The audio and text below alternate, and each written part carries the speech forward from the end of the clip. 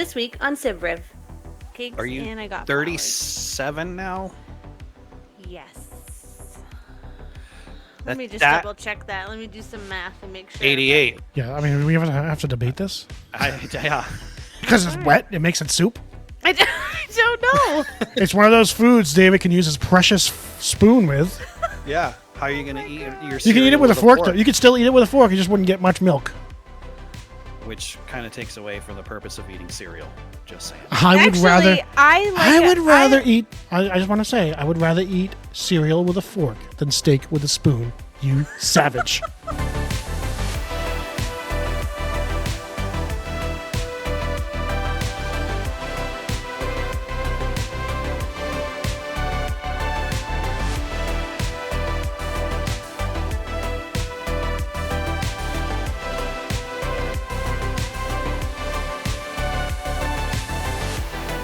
Welcome back to episode 12 of the Sib Riv podcast. I am Dana, and I'm joined here by my big brother David. Hello and happy And- birthday to my little sister. Woo-woo. And the birthday girl, our little sister Michelle. Hey, hey. All right. Well, it was a good morning, I know, at least for Michelle, because she got to spend time with her big brother and her nephews for breakfast. Yeah. It was delicious. Are I you- had pancakes Are you and I got 37 now? flowers. Yes. Let me just that- double check that. Let me do some math and make sure. 88, right? So you'd be Yes. 37. Yes, I am 37. Come on, let's talk That about is it. blowing my mind. Because I remember Michelle. I always think of the monster chair and 3-year-old Michelle. Yeah, I still feel like I'm like I forget that I'm like an adult sometimes, and I'm always like I need an adultier adult. Like, why do I have to make a big decision about something? I need an adult. Like, and then I'm like, oh my god, I'm like almost 40. Oh, that was this morning breakfast. Very nice. It was And so Where'd you guys go? Anita's. Anita Marie's. Yeah. Do you want to tell them about breakfast? Man. Let's just Blast say, from the past. yeah. Let us just say Dana was not impressed with the service. Well, I will say, I'll admit, Auntie Eileen's favorite waitress came through in Yep. the clutch, and Yes. she salvaged the experience for us. Although we True. did have to wait quite a long time for food and refills on coffee. We did get refills on coffee, We did. and but it was quite a first hour that we were there Yeah. I think the before things person- started going well. I think the person that started with us either is new or training or, maybe just still learning. I don't want to call her like maybe shouldn't work there, but I don't know. She never came back. We never saw her again. And then luckily this other waitress was like, do you guys want to order food? We were like, yes, we'd Yes, love to do please. that. Which is crazy because I've never had that there. I've always had great experiences there. So I was kind of surprised, but And we know me and David had a pretty good early start to our week when we were in Las Yes. Vegas. how was your trip? It was great. It was fun. It was a lot of fun. I think David was a little sad at points because he wasn't winning much, but I was not winning much. No. I really wasn't. It was not a very lucrative trip for me. I think I won. The best I did was winning $105 of blackjack, and that was about it. Oh, nice. Yeah, do you that do was slots probably- or tables? That was the. What's that? Do you do slots or tables? Both. we did Okay, both. Yeah. you do both too, Dina. Yep. And I was doing pretty well in the slots. And there was a couple of slots, but David was like, yeah, this isn't going to pay. You should just stop. And then he would go somewhere else, and I would text him 5 minutes later, a $400 win. We didn't just gamble. We went to the back anal buffet. What? Oh, Say yeah, that David again? went to the Bacchanal buffet. Oh, he's I'm being like, a- I'm yeah, sorry. he's being a wise guy. Did you just What say did I anal? say? What did I say? Do you know what you said? Yes. Okay. I'm like, I don't think I want to go to that buffet. We had reservations, but it was crazy busy. Crazy busy. I've never seen it like reservation that. line was Even the reservation line was ridiculous. Yeah. Do you want to give your take on it, Dave? One thing I realized about buffets is that to get your money's worth, I think it's hard to get your money's worth because there's so many options, like especially at this one that we went to. There's no way you can eat it all. Mm.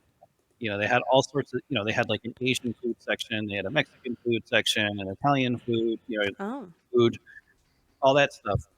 Overall, it was, I don't know if it's worth $100 per person. Oh wow. My only like major issue with it was the Pepsi was flat. That that was like my big thing. If I'm putting down a Benjamin for a buffet, I want my Mm. busy. That's true. And I understand why it was because they serve it to you out of pitchers, so they're just pouring it in the pitcher and it's sitting there for however long it comes around, and they pour it for you. But yeah, that's fine. So my take on it was like, this was my second time going to Bacchanal. The first time it was like, I loved it. It was like, I've been to the Wynn buffet. I've been to obviously all the MGM buffets, the Luxor, which is now closed, the Excalibur buffet. The Wynn buffet previous was like my favorite one because that was the best one I had visited. And then I went to Bacchanal last year when I went for the World Series of Poker. And it was amazing. The seafood section was amazing. The Mexican food section was amazing. The meat section was amazing. And I was like, wow, this is like the best buffet I've ever been to. So I couldn't wait to go. And I went on a Friday in the middle of the World Series of Poker, which like there's an influx of like thousands of people coming in for the World Series. And I got like right in on a walk-in without even a reservation. I got right in. And maybe it's just because I was a single person, Maybe, but there wasn't really any huge, there was a line, but there wasn't a huge line. So when I made the reservation, I was like, oh, it's a Monday night. It's not going to be crazy busy. I probably don't even need a reservation. Thank God I made the reservation because we did get to jump the line a little bit at least. But as far as the experience, it was not as good. The seafood was still amazing. The crab legs were great. The lobster was amazing. The mussels were great. The Mexican food was just as I remembered it. The tacos were. They had this. They had this brisket taco that was so freaking good. It was so good. And then the desserts, of course, were delicious. That's what I was going to ask. Yeah, the dessert is incredible. Love a There's so dessert much of a buffet. choice, but there's almost like too much of a choice in a way. But No say. there's certainly something for everybody. The problem is, I saw David go to the Asian food, which was mediocre at best. I decided to go to the Asian line, and I shouldn't have because the line for that was crazy. So I wasted almost a half hour waiting because you only get 90 minutes to eat. I was just going to ask, do you have a certain time frame Which would that be you have to eat? It would be enough time if there wasn't lines at every single station. But there was a huge line at the Asian line. So I went to the Asian line and it wasn't worth the wait to eat there. And that going there messed me up for time going to the meat line, which the meats and stuff were awesome. So I didn't get to have any of the meats because I wasted so much time in the Asian line. And it didn't give me enough time to go back for seconds on the seafood line, which I really that's a would have bummer. liked. So having the Asian line be that long and the food be not that good kind of ruined the experience for me. So I have to bounce the Bacchanal buffet down to number 2 in Las Vegas, and Wynn's going to take its seat back at the top spot for now. So what is it? It's $100 per person for that buffet? Yep. Yeah. So it's kind of like the Nordic Lodge, where it's like $100 and whatever dollars, and you have like 2 hours to eat or whatever. Yeah. Yep. Wow. That said, the waiter was good about bringing back. Sometimes when it's that busy, they're bad about giving you refills. He was good about refills, even though, as David said, the soda was flat. But Yeah, our waiter was great. Our You server. would, yeah. Why? How does did they just not change the whatever in the fountain? Like, why was your soda? he so was coming flat? around with no. I think it's because they were putting him in pitchers so they could walk around with the soda. So you were getting the soda that had been in pitchers and stuff. So That's why. Because I was gonna say, I'm like, I don't know why it would come because it wasn't flat the last time I went. through. Yeah, that's interesting. So, but I'm sorry that David didn't have a great experience. As soon as the line was long, I was like, oh, if the food isn't like A++, he's going to say this wasn't worth it. I was so you have no idea. Like, that was the thing I was looking forward to most on the trip was going to the buffet. I'm a total foodie. I love going out to eat. I love that buffet. And yeah, it was a little disappointing. So, You but guys So should if you ever Tournament of go, Kings. you got to load up on the crab legs and the lobster yeah, tails. yeah, that does make yeah. it worth it. It does Okay. make it worth it. That will get you your money's worth. Okay, good to know. Yep. So there are ways to make it worth the dollar you pay. Yeah. But if we ever make it out to the M Resort, they have a buffet that's at the same price point that they do always have the lobster tail dinner, David. So you could get the. I almost called you Davis. You feel like you're in Vietnam. That's our stepbrother. You can get the lobster tails at the M Resort, but that's like way, way, way off the strip. They have like a really super high class buffet as well. I've never tried that one, but so that was our Vegas trip. Overall, it was fun. We went downtown to Fremont, bounced around to the different casinos down there, the gift Saw shops. the fountains, right? You guys saw the Yeah, we went to the Bellagio, Bellagio fountains. fountains. I made David do some touristy things. some touristy things with me. Yeah. Yep. But we were able to avoid the faux girls. So Oh, that was good. that Somewhat. was a plus. Somewhat. Do Well, they I mean, still one- do like the flipping of the card thing when they walk by? You know the. I don't even make eye contact. Oh, because I they used to make that sound, like that flipping card sound as you walk by all the time. Like all these guys with cards in their hands. So Of course, we fun. had when we were downtown, they had a Dunkin' Donuts inside one of the yeah. casinos, so we had I'm to have. surprised because Starbucks is all over that place. Well, where did we get the Dunkins? Was that in Plaza? Yeah. Yeah, I think that was the only thing that was worth going to Plaza for because we did not Yeah. win the Plaza. But then we walked a couple blocks over to downtown Grand, which was by far the best casino we went to in that area because they had cheap $5 blackjack and $5 roulette. And yeah, we were. How long did we sit at the blackjack table? Probably about 2 hours. Close to, I Yeah. think. Yeah, and so we started on roulette, and I bought in for like $40 on the roulette table, which is like extraordinarily low, but it was only a $5 table. And I was teaching Dave my little strategy when you're only betting $5 at a time, where you just kind of spread it out over, you cover like 20 different numbers, so you have most of the board covered. I And still I think it was too lost slow for 100. him because I was hitting all my numbers, but I'm making like $2 or $3 each spin. So David got bored and went over to the slots. Meanwhile, I started putting on. Once I got up enough, I started putting like $1 on like full numbers, and I hit my number like 2 or 3 times. So I got up like over $100. So then we took that over to the blackjack table. David sat down on the blackjack table, and we just played for like 2 hours, and we both won. You guys played at the same table or separate tables? We played at the same table. David got teased because he was making some weird decisions. Which, got to go- which more often than not turned out to be the right ones. He got up to go. He At got up to that go have a part. cigarette, and Nicholas, the dealer, was like, "Man, your brother's really funny." You were smoking on this trip, David. I can neither confirm nor deny that. Well, apparently, what happens in Vegas does not stay in Vegas. Wait, so David, why was your text like, "I am finally home"? Ugh. Oh, so it was a long day of travel because I went with Dana to the airport because his flight left at what, like 11? Mm-hmm. Mine wasn't going to leave until 3:30. Okay. So actually, Dana, after Dana got on his plane, I went and I put $20 in one of the slot machines, and I actually won $220. Nice. I played for like an hour. I put 20 in, I won like 100 something on one machine, and then I went to another machine and I won like another 90 or something like that. And then flew to Seattle. Mm-hmm. Got to Seattle at I got there at like 6:00, and I like got myself a dinner, and I was just kind of relaxing. I was just super tired and done with traveling. Mm-hmm. And I don't know what it is, but for the last several trips I've been on, between Seattle and Medford is where I have the travel difficulties. Like something always goes wrong. And usually that's the shortest part of the trip. Right. Right. It's only an hour Yeah, flight. I was gonna say, isn't it like 45 minutes or Like- something? It's like an hour and change, something like Okay. that.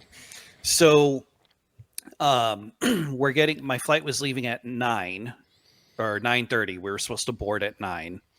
And 9:00 rolls around, and I'm like, well, the plane's here, but usually you see the flight crew arrive, and they didn't. And then the flight crew came off the plane, and I'm like, ah, shit, right? And then they come on, and they're like, oh, there's something wrong with the plane, so we have a maintenance crew coming out. And I'm like, here we go. And then So I'm sitting there, and then they come back on, and they're like, well, we're not going to use this plane, but we do have another plane ready. We're just going to tow it to another gate, and we're going to get you all on your way, and we'll leave at 9:45. And I'm like, okay. Of course, 9:45 rolls around, and they're like, we're just waiting for, final checks and so we didn't actually leave until close to 11.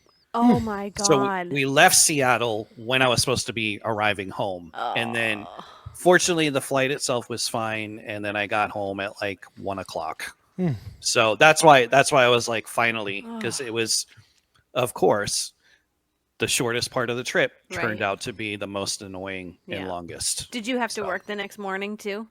No. Oh, thank No. God. Yeah. So That's good. Imagine if you because I remember I came home. We came from. I mean, Vegas. I did some work from home, but But it wasn't like you had to go in and be in the office. I didn't have to go to the by 8 office. a.m. or anything. Yeah, like I didn't that. have to go Oh, to the that's office or good. anything like that. Yeah. That's good. We came home once on a red eye, and we're like, "Oh, we'll be home by like 8. I can sleep. I'll be in at work." I was closing that night. I'm like, "I'll be in at work at 2:30. It'll be fine." No, because we flew into O'Hare. Oh God, O'Hare. I The hate worst flying into airport Chicago. ever. We had this was after the Jeff thing, so I couldn't wait to get home.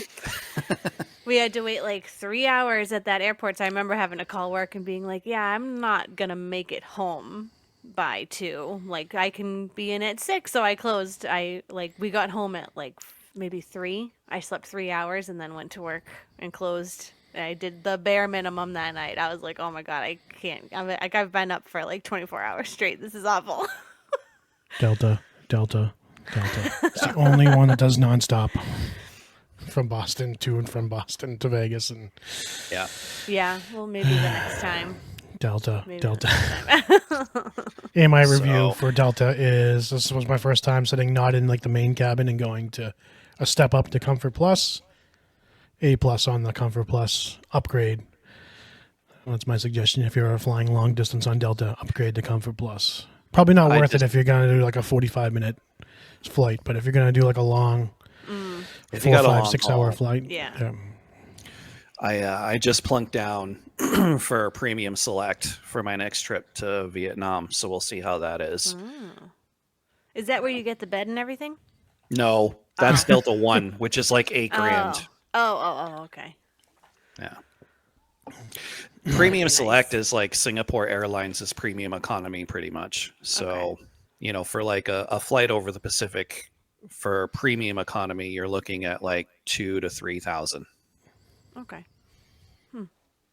Yeah, and if you just go main cabin, you're looking at like 1,500 thereabouts. Okay.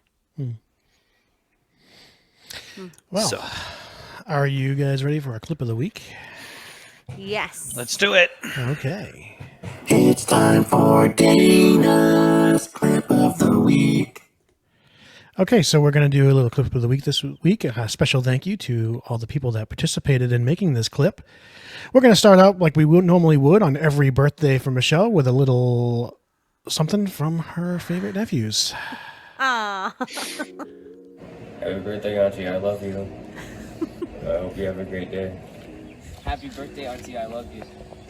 If I make this shot, it's proof that you're the best auntie in the world. I hope he makes it. Oh, he made it. Happy birthday, Auntie. I love you. Aw. Hope you have a Yay. ball. Happy birthday to you. Happy birthday to you. Happy birthday, dear Michelle. Happy birthday to you. Love and miss you, honey. Aw. Who was that? Was that Auntie Maji? It was Auntie Manji and Uncle David. Happy birthday. Have a wonderful day. Michelle, you have an unparalleled enthusiasm for life, and so we have made you a list. Of the top 10 things that Michelle gets everybody excited about. Number 1, cannoli. Number 2, Christmas. Number 3, desserts. Number 4, games. Number 5, singing. Number 6, one of my favorites, coffee. Number 7, family. Number 8, birthdays and all the awesome gifts. Number 9, live music and concerts.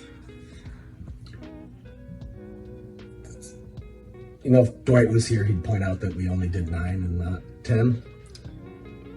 Oh, The Office. Happy birthday, Michelle. That's so cute. Birthday, Shelly from St. Thomas. Oh my gosh. Love and miss you. Aww. Hey, Michelle, Oh my happy birthday. god. Enjoy your day, week, month. Aw. Are we celebrating up to a full year yet? Oh my Happy god. birthday, Michelle. I hope you paint the town red. Hello. Happy birthday, beautiful sister. Oh. Happy birthday, Shell. Hope you have a great birthday weekend. Love you, little sister. Aw. Why won't this audio sync? Whoa! I didn't see that. Hey, Michelle.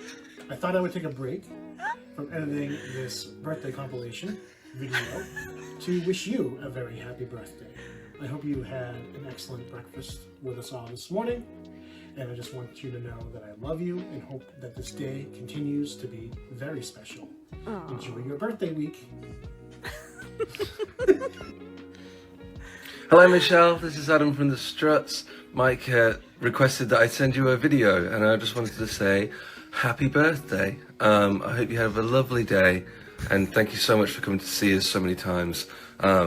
Mike said you come to see us like 6 times, and you're going to come see us in Boston and Hampton Beach on this tour this year. So I just want to say thank you for all the support.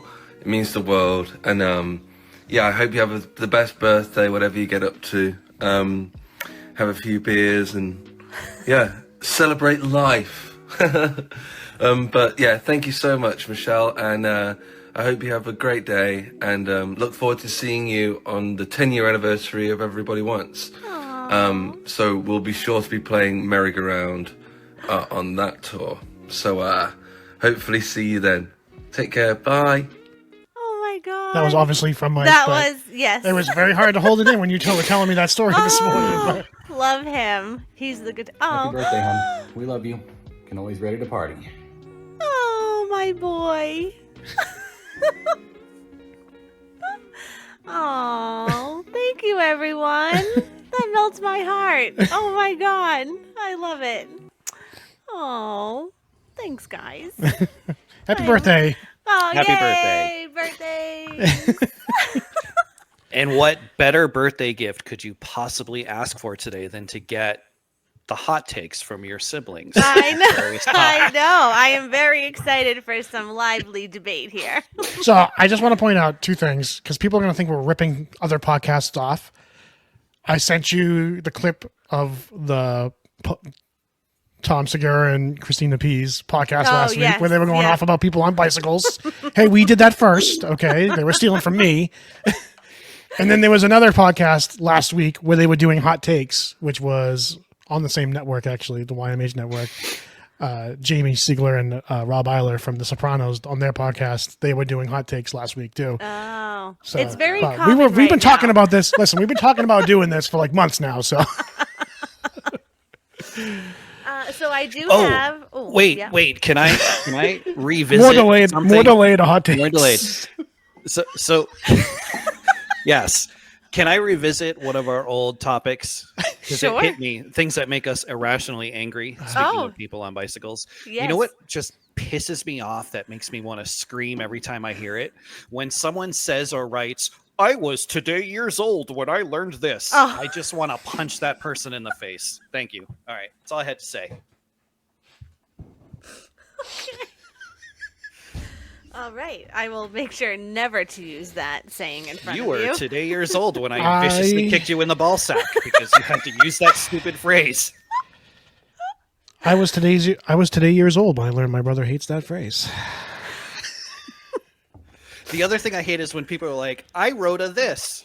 Like on Twitter, like I wrote a Star Wars, when they say when they use the franchise and they say like I wrote a Star Trek instead of saying like I wrote an episode of Star Trek. Like people do crap like that, and it just kids these days, man. Kids, you're so old. Kids these days.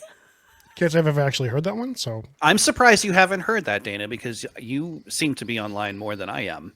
It's a big thing in geek culture when like somebody gets a big break and they like write a comic or they write like for a show or a movie or whatever the case might be, something I for mean, there's like a like geek franchise. They'll say, "I wrote a Star Wars," or "Today I wrote a Star Trek," or "I wrote a Spider-Man," and it's like I just like go F yourself. I mean, I hear like I did a thing a lot, but I say that I use that phrase a lot. I did a thing. Yep. I did a thing. Yeah. Yeah, like I did a thing, and then it's a picture of like, you know, they bought a house or a car or a, you know. I think Mike actually did that when he bought the Tesla. I don't know how my brother. I don't know how my brother spent 3 days with me in Vegas. I know. I was heard driving that him Dana was busting out into song. I was like walking down the strip singing every song. They play, for those that have never been to Vegas, they have like speakers all over the strip, and they just constantly play music. So we're just walking down the strip, and I'm just like singing every song. I'm like, I must be driving David crazy right now. No, it's sibling love, man. I love my siblings, so I'll put up with a lot, and I mean a lot.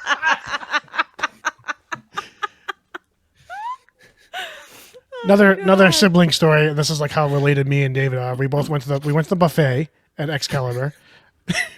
I'll try to keep it as G-rated as I can. We both went to the buffet, and we both suddenly had to do number 2, shall we speak? So we went to the nearest bathroom, and we were in like bathroom stalls, and I just texted him, "The family that poops together sticks together." And then David corrected me. I hear him laugh in the stall, and he goes, I get a message, and he's like, "You mean the family that poops together stinks together?"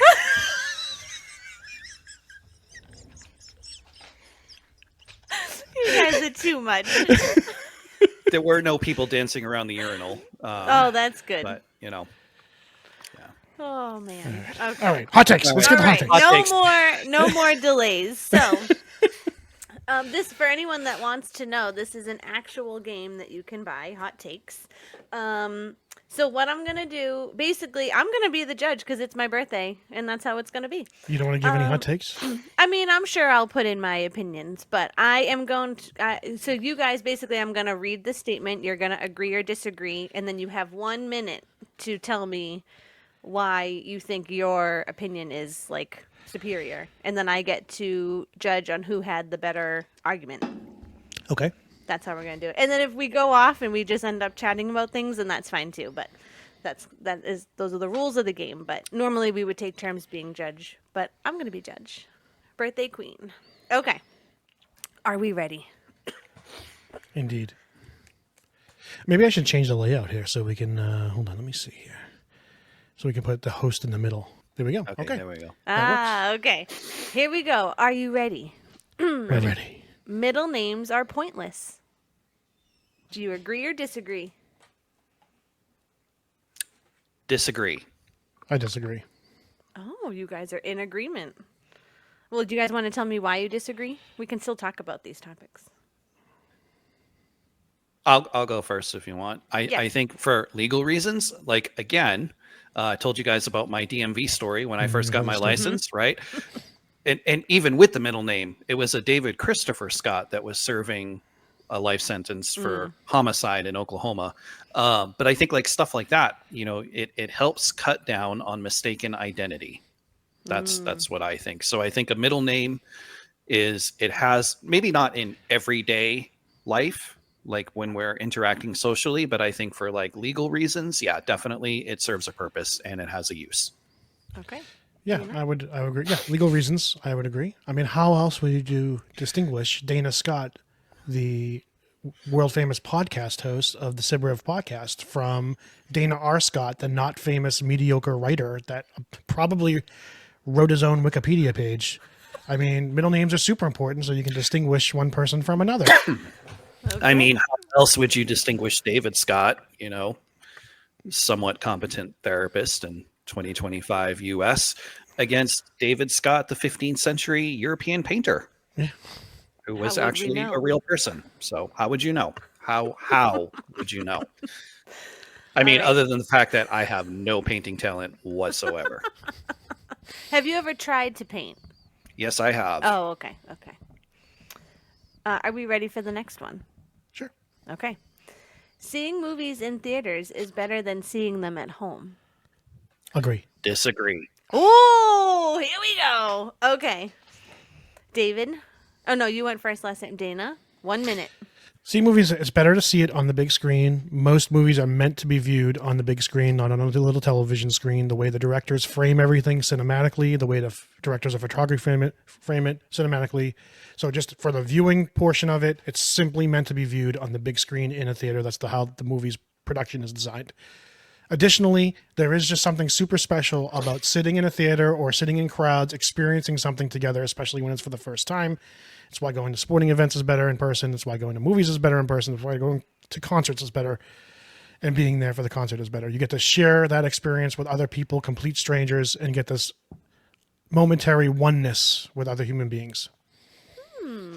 Okay. David?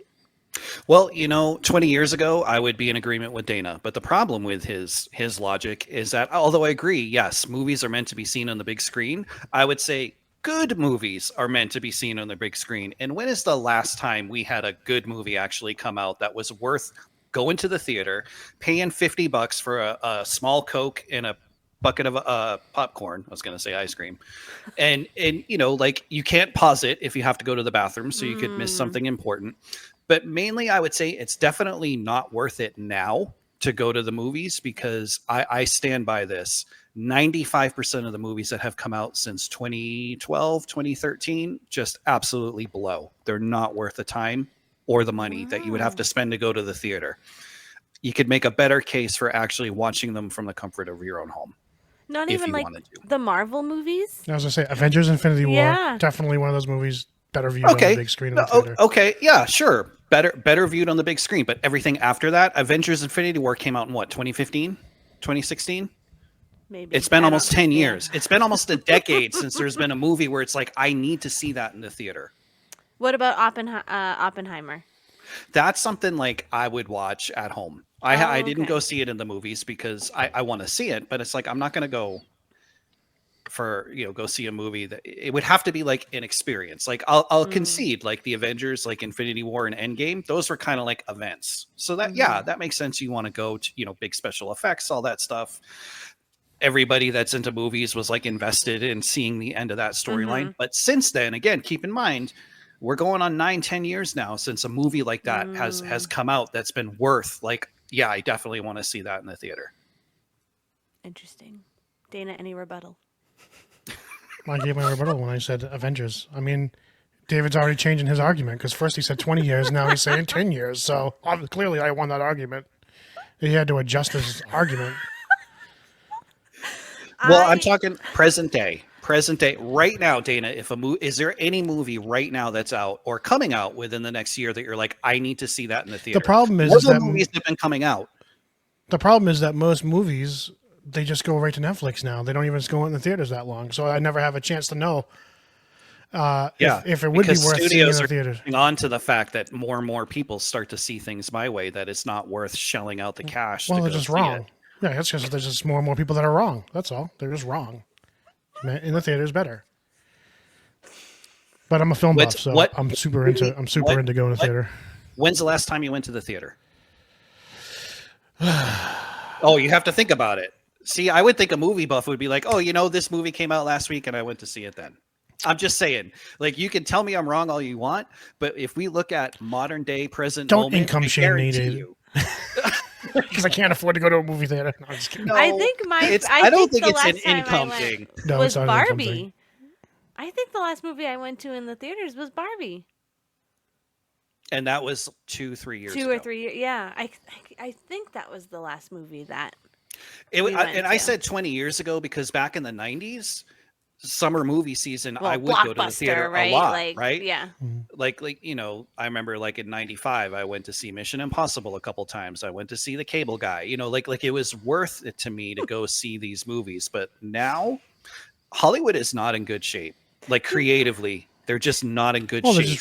Unfortunately, they're just retreading everything. Yeah. Can we talk about how you said I went to see Mission Impossible a few times, and now the last Mission Impossible is out now? It came out this weekend. That's but so funny. I'm not gonna go see. I saw Mission Impossible, and I've seen Mission Impossible 2, which was a disappointment, I think, given that it was a John Woo film. but yeah, like I think back to what Dana's talking about, those moments where you go to the theater and everybody's into it and people are like cheering or whatever, and you have that camaraderie Yeah. with a bunch of strangers. That hasn't happened for me in a movie in like 20 years. Wow.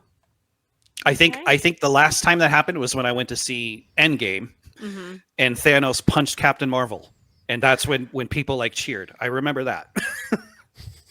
But I think that had happened in a theater, and then it kind of went viral because people heard about it. So I think it was like a manufactured cheer. But so we don't even believe in the cheers. No. All right, I have given my point. I am keeping track over here. What? Oh, do you agree or not? So she can't let us know until. Yeah, I mean, I am a person.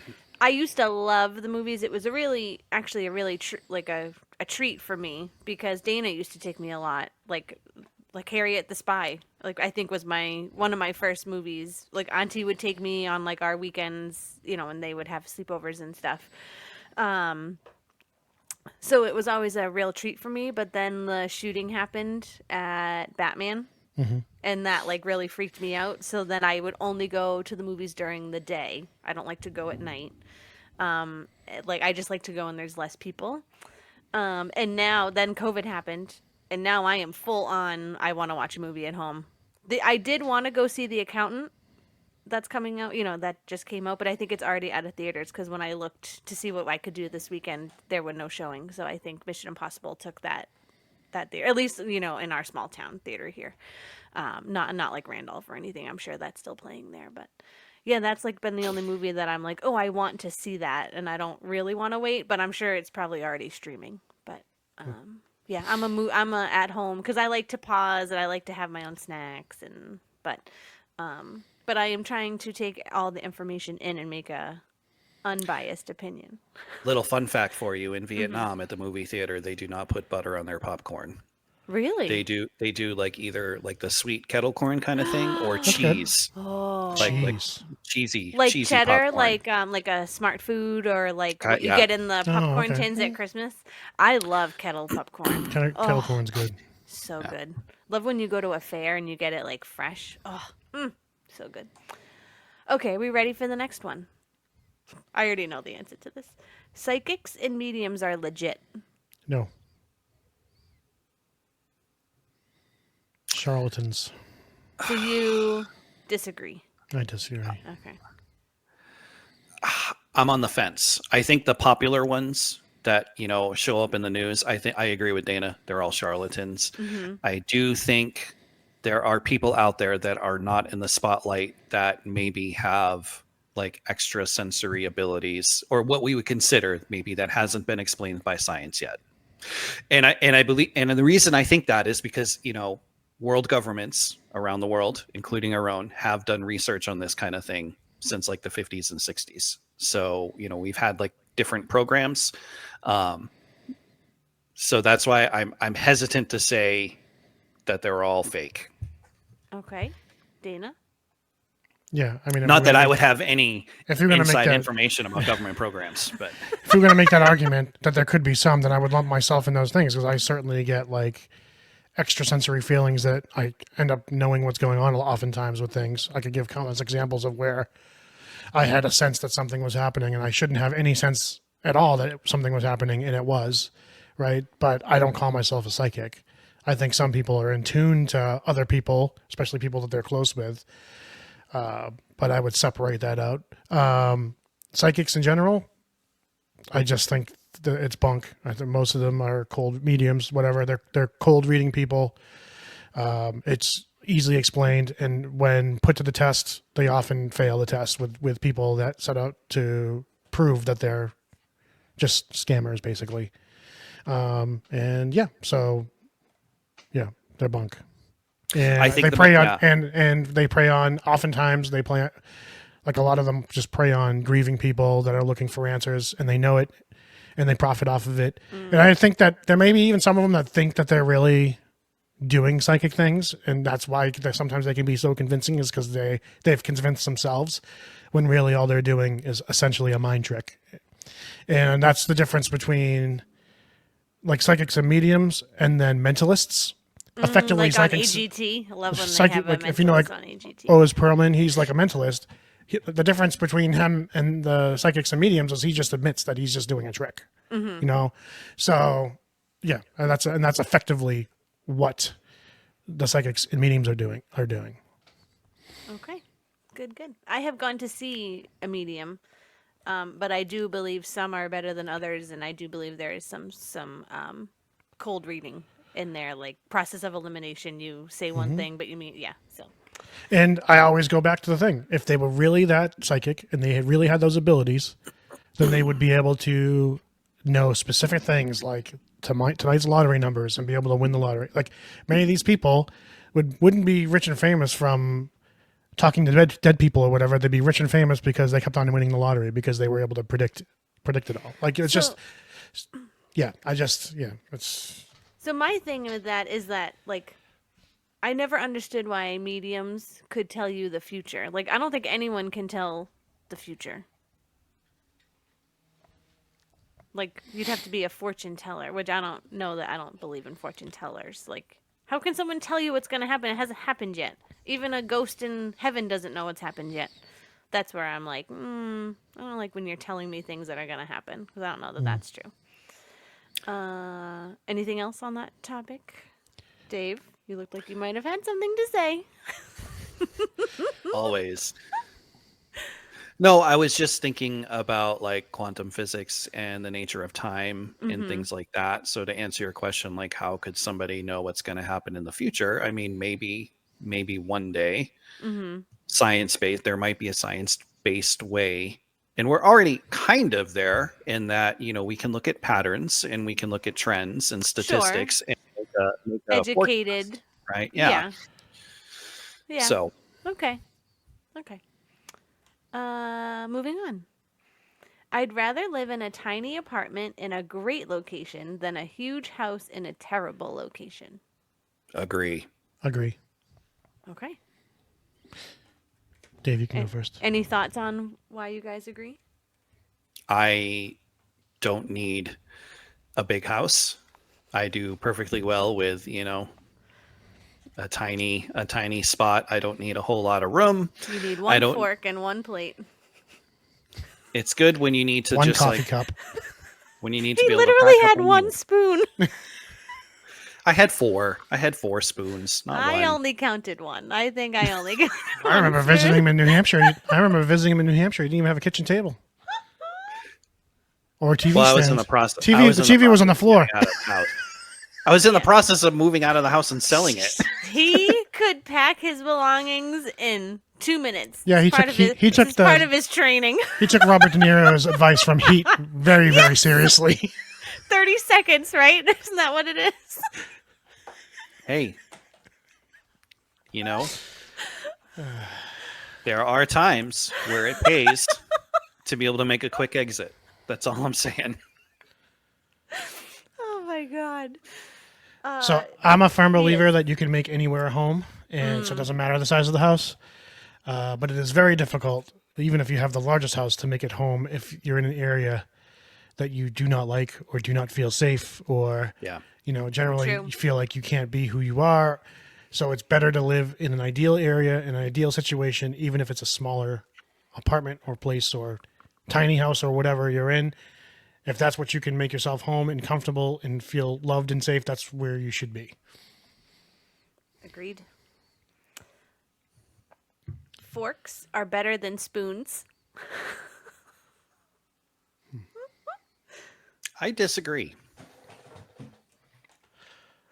I am going to agree. Okay. Show your work. You can eat more food with a spoon more easily than you can with a fork. I feel like you can eat more food easily with a fork than you can with a spoon. So with a spoon, I can get like all the mashed potatoes. I eat my rice with a spoon. I don't have any, it's harder to collect more rice with a fork. Yeah.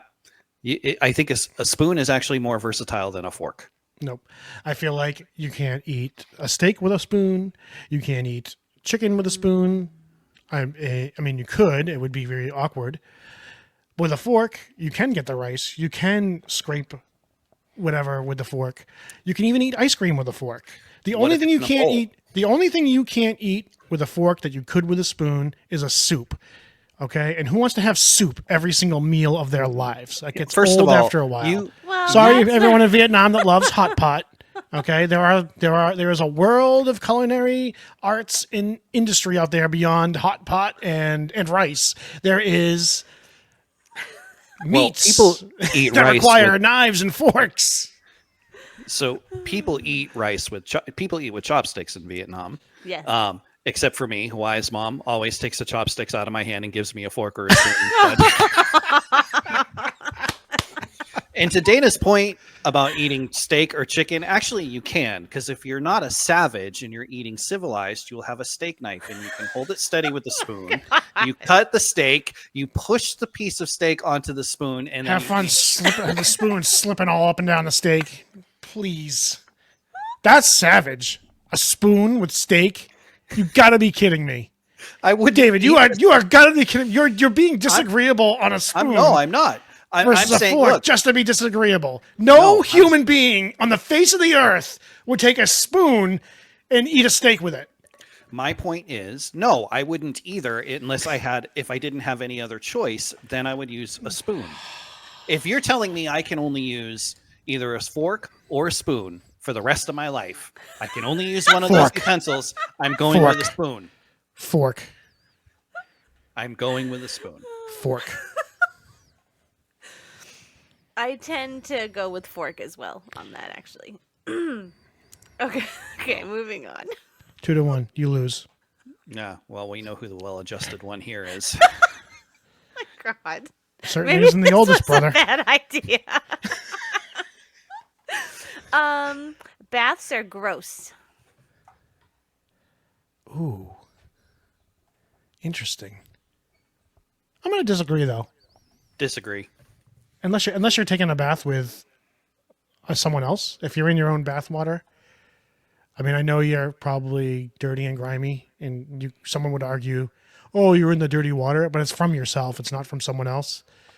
Baths were around long before showers were. I think as long as you're doing it on a regular basis with clean water, I don't think baths are that gross.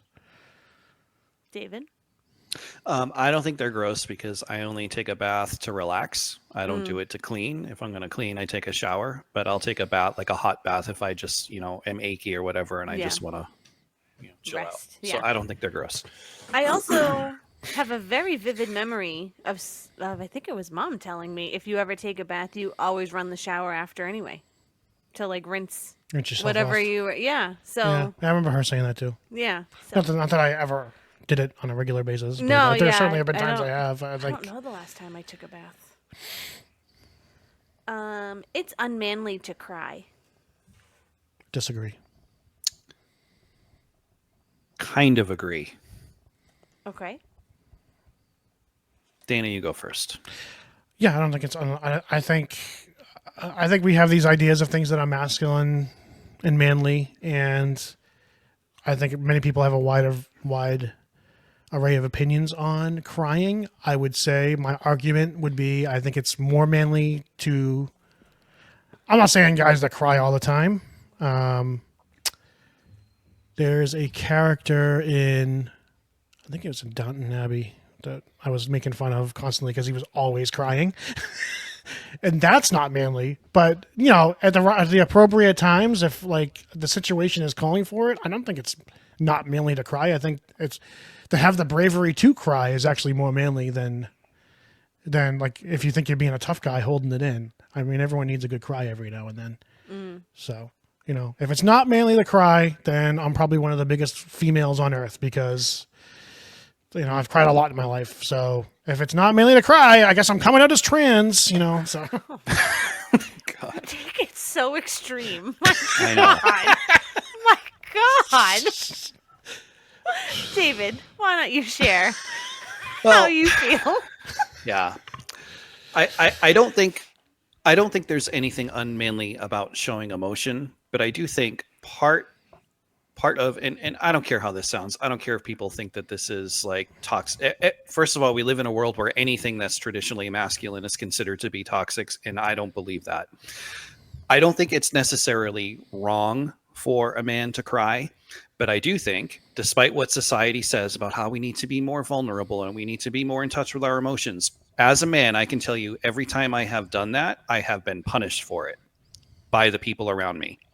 So, and I think that is true for a lot of men. When we show emotion, we are, especially, and I'm talking like if we show it to our girlfriends, our wives, our friend, maybe not our friends, but we will get punished for it, and we will be looked at as weak, and we will lose respect.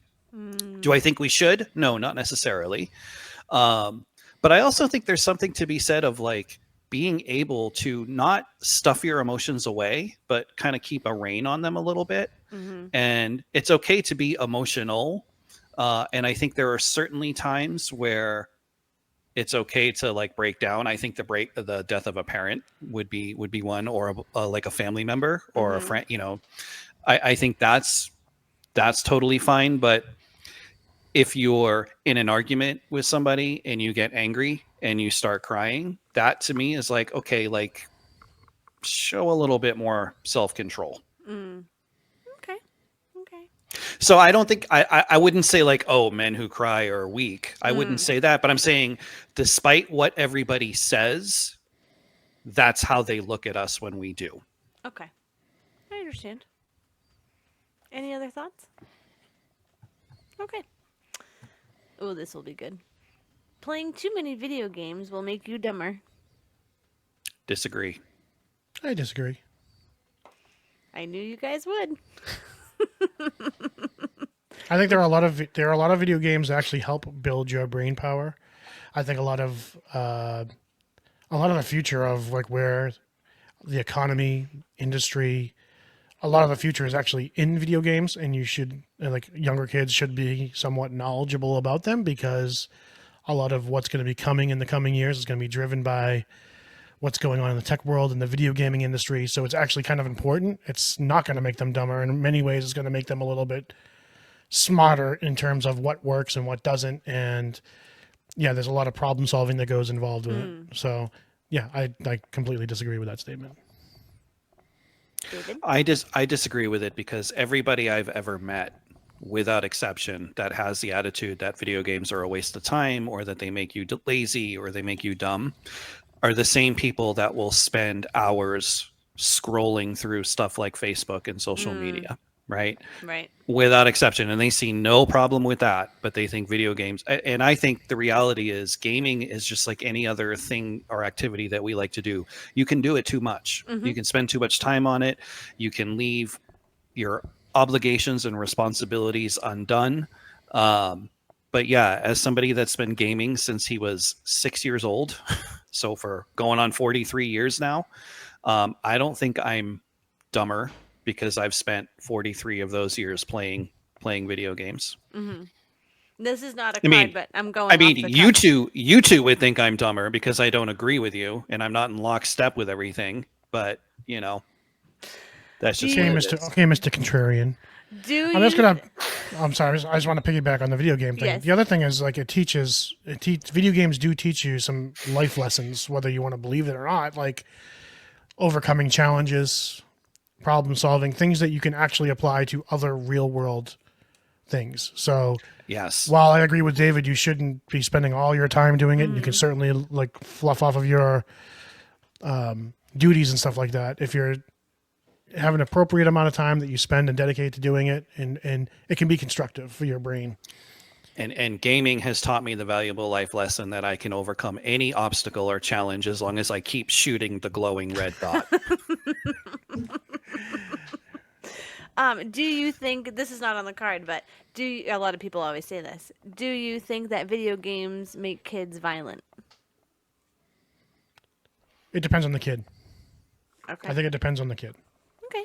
I think there are people there are some people in this world that are born to be easily influenced, whose minds can be easily malleable to their environments, and there are certain extreme cases of violence in video games that could potentially do some harm to some children, not the wide population, but certainly some kids. I think if somebody engages in violence after, like, under the influence or being influenced after playing by a game, I think they were already predisposed to engage in violence anyway. Oh, okay. Yeah. Okay. So you guys are in agreement on that. Because I mean, I've played all sorts of video games, some of them very violent. I've never felt the need to like go out and replicate that or anything like that. So, okay. Advertisers shouldn't be allowed to market to kids. Agree. Interesting. I don't know how I feel as a parent of 3 children. Yeah. I was gonna say you have a very interesting take on this. Because actually. I kind of agree, but I also kind of disagree. Like I feel like in some ways it can help you know what your kids want when they are marketed, when marketing is kind of geared towards them. Because then you start hearing the kids talk about it, then you know, okay, that's gonna interest them. On the other hand, it kind of does take away some of their imagination, some of their creativity to find out what they want on their own without being marketed to. So I guess I kind of lean more towards they shouldn't be allowed to market towards children. But it's like I'm kind of on the fence on it. Okay. I am not on the fence at all. I think it should be absolutely not allowed, because the whole purpose of an advertiser is just to turn somebody into a consumer. So if you're marketing to kids, you're setting them up to perpetuate the cycle of like constant consumerism, which again, that's what our society is built on. But I'm kind of surprised that my radical lefty little brother does not agree with me and wants to prop up the evil capitalist system that we live under. But yeah, it's a system we live under. I am That's very the much problem. I'm very much a capitalist. I do think that there should be limits on it, and I don't think that advertisers should be marketing to kids, because they're not looking out for their consumers' best interests. They're not even looking out to give consumers a good product half the time. They're out to make a profit. So you're completely changing somebody's worldview and the way they move through the world and how they look at things like, you know, conservation or whatever the case might be. Buying things, having things, materialism. They're just priming somebody to, because kids are very impressionable. Yeah, that is true. That is true. Let's see. Monday is the worst day of the week. Disagree. Yeah, I disagree. You guys are in agreement on a lot of things. I could actually see David kind of agreeing because he has more of a traditional job. I have an untraditional. I do a lot of untraditional work, so the day of the week is really irrelevant to me in most cases. So I can't make an argument for why it's not the worst day of the week, other than to say that like I just don't experience the world in a way a lot of other people experience the world. You don't get the Sunday scaries. Yeah, I have a non-traditional work, and I'm kind of, as a self-employed individual, I'm kind of free to work when I want or take off when I want. So there's no day of the week that scares me more than any other. So I don't really have a good argument either way for it. David? Yeah, I actually agree with Nana. Even though I have a traditional job, I don't think Monday is the worst day of the week. I think that's a self-defeating attitude. I think if anything, I look at Monday as like, here's my chance to set the tone for the rest of my week and how it's going to go. I don't think any one day is better than another. Although since I was a little kid, even before I started working and even before I started going to school, Sunday has always been my least favorite day of the week. And Saturday has always been my favorite day of the week. So, do you think church has anything to do with that? Probably Sunday has, when we were growing up, definitely church was like a big obligation that had to be done. And, once I got older, it's like, oh, Sunday, I have to work tomorrow. Even though when Monday comes, it's never bad. It's like always in my head, like, I don't get to sleep in. I don't get to do this. I have to go back to the grind. Yeah. So here we go. Android products are better quality than Apple products. Yes, agree. Completely agree. Completely disagree. As a former Android user, I have to completely disagree. You want to go first? Yeah, I mean, I was an Android user for years, and I used to completely crap on Apple products, having never actually owned one. My experience with Apple prior to owning an iPhone was like the iMacs in school, and I just remember poor performance on bad, slow computers. So that was my view of what the iPhone was. I thought iPhone users were yuppie hipsters that were losers, complete losers. Losers, as they might say. But then the situation came up where the secondhand market started getting more popular, where you could buy what once were really expensive phones secondhand, a little bit cheaper. And we were at a crossroads. COVID was about to happen. COVID had just started happening. So it was in the middle of COVID that we switched. And I happened to see a couple of, so we're talking 2020. And I saw the iPhone 7, which was from like 2016, maybe even 2015. Yeah, I'm not So sure. we're talking 5-year-old phones that I saw on eBay that were like $70 a piece, which was like cheaper than any phone I had paid for previously on Android. And I said to Caitlin, I was like, why don't we try these iPhones? I can get them for $70 on eBay, and we can just, if we don't like it, it's whatever. We can just go back to Android. And we haven't looked back since. I mean, a 5-year-old phone that performed better than any brand new Android phone I ever owned. Every device I've bought since, other than my current laptop, which I'm going to eventually switch to a MacBook when the time is when this is no longer of use to me, I will get a MacBook as well. Since then, every device I've bought, every phone, every iPad, everyone in our family owes iPads. The kids have iPhones except for Mason and Landon, who have Androids, because that was what we were able to get for free when we added them to the plan. But like most of the devices in our house are now Apple. I swear by it. It's reliable. It's the quality, the speed. I get messages from people on Androids, and I just go, ew. Okay. David, let's hear your rebuttal, because you are never going to switch to Apple. We've had this conversation. Never. I think Apple products are overpriced. And actually, that's not just an opinion.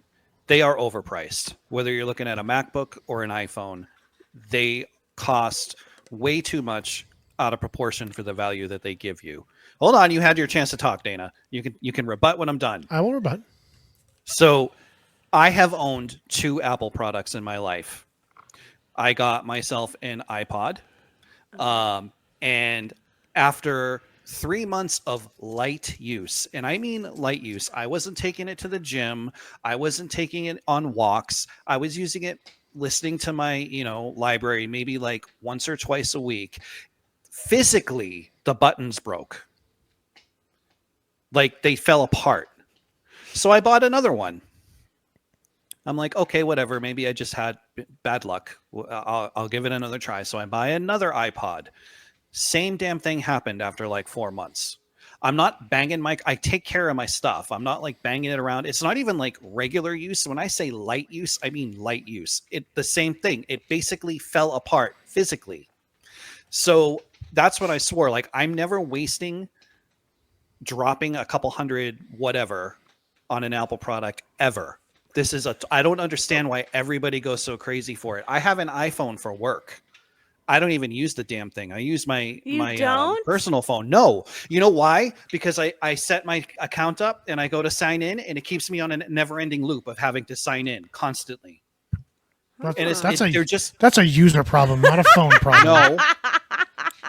No. I set up my account.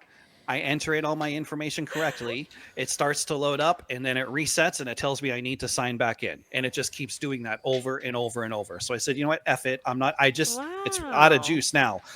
And then the MacBook's like $2,000 for a laptop that you could get for half the price if you just got a PC. You can get a MacBook for $200 on Amazon. You can buy a 2015, 2016 laptop on Amazon for $200, and it's going to outperform any $800 laptop you're going to buy from HP brand new. I'm sorry, it's just going to. It's just unless it falls apart.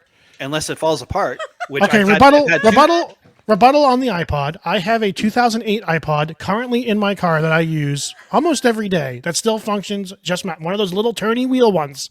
It works just as it did the day it was released. So I don't know what you're doing with your iPods. If you're throwing them off the building or you're getting really mad at patients and throwing them against the wall, but iPods don't just break like that, okay? No, Also, Dana, they do. You they clearly did not listen to what I said. I specifically apparently to you, light use is putting it under your car and driving over it. That's light use to you. No, light use is, I'm here. I'm going to lay it down and start it up. That's light use. My last Android phone. You're being very solipsistic. Samsung. That's the problem. My Samsung Galaxy, whatever. My last phone. I was in the bathroom in one of my favorite places on the crapper, and all I did was drop it 2 feet. 2 feet. Where Apple products belong in the crapper. On the floor. No, he's talking about his 2 Samsung. feet. 2 feet on the floor, face up. It didn't even land on the screen. Giant crack in my screen. Dropping face up, didn't land on the screen. I have dropped my iPhone, which I've now had for 3 years on this one. I've dropped this countless times. I don't have a scratch on this screen. Now, I have seen people with iPhones with cracked and scratched screens, to which I say, what the heck are you doing to that thing? Because I've dropped this thing countless times. I don't want to. I don't try to. And it hasn't cracked. So, build quality is good. The functionality is good. It's way smoother, way easier to deal with. The video quality is way better. The camera quality is almost always better. Well, I will say a lot of people say that the newer Samsung Galaxy cameras are really good, but I mean, We're never going to change. I'm an Apple person personally, but David and I have had this discussion before because I hate the green text. Every time I get a green text, I'm like, you look at it and you go, now they have where you can see that someone is typing, or it's like the RCS messaging or whatever. But I knew that one was going to be that's why all my messages to David are over Messenger, so I don't have to deal with his Android text. Because I don't want to have to judge my brother like that. We are in a group text on Messenger. So it's like I just look at Messenger and I don't have to think about it. I don't have to think about my brother being on the other side. So what are you saying? That in order to not offend your sensibilities, I should spend however many hundreds of dollars on a piece of shit? That was the other point I was going to make. That was the other point. The value in is what value. The only value any product has is what you place in it. So I place a high value in the Apple products. And so that's fine. To me, the value is worth it. The money you pay for them is worth it. I'm not going to go out and buy the iPhone 16 or 17 Pro or whatever for like $2,000. But like this phone I bought brand new for like $500, that's worth the $500 to me. If you want to get a lower level iPhone, it's going to perform better than, I think a lower level iPhone that you're going to buy for $500 is going to perform better than an Android phone you're going to buy for like $800 to $1,000. Yeah. I just think it is. And the value is in what the person places in it. So to say something's not worth it or doesn't have the value, or you're getting bad. No, that's how consumerism works. It's how capitalism works. The people decide what the value is. So if people are willing to pay it, that's where the value is. I was just going to say, and if people are not willing to pay it, that's okay too. I was just going to say, it is okay. Yeah, we live in a world where both Apple and Android exist, so that everyone can buy what they want to buy. We still are in America, and as of now, we still have rights, and you have a right to be wrong, David. We have a right to be correct. I'm going to take it a step further and say that Steve Jobs is not the visionary everybody says he is. I agree with that. I don't think it's Steve Jobs. I think he was just, let's do this, and then it was the people that actually did it that were the visionaries. People that actually did it did it. Yeah, he was not a visionary. He just he was a marketer. Yes. That's all he was. Yes, marketing to kids. I don't disagree. I agree with that. Okay, let's see. We can wrap up soon. Cereal. Yeah, we're way over. I know. Do we want to end on this crazy argument? Cereal is a type of soup. False. Disagree. Yeah, I mean, we have to debate this. Yeah. It's cereal. It's a breakfast. Just because it's wet, it makes it soup. I don't know. It's one of those foods David can use his precious spoon with. Yeah. How are you going to eat your cereal? You can eat it with a fork, though. You could still eat it with a fork. You just wouldn't get much milk. Which kind of takes away from the purpose of eating cereal. Just saying. I would rather. I would rather eat. I just want to say, I would rather eat cereal with a fork than steak with a spoon. You savage. You know what? We're gonna end there. That's it. As long as we're I'm eating, calling I'm it. happy. I just want to say, I love my brother very much. He's wrong about Apple and the iPhone, but I do love him very much. And he's wrong about spoons. Oh my god, that was good.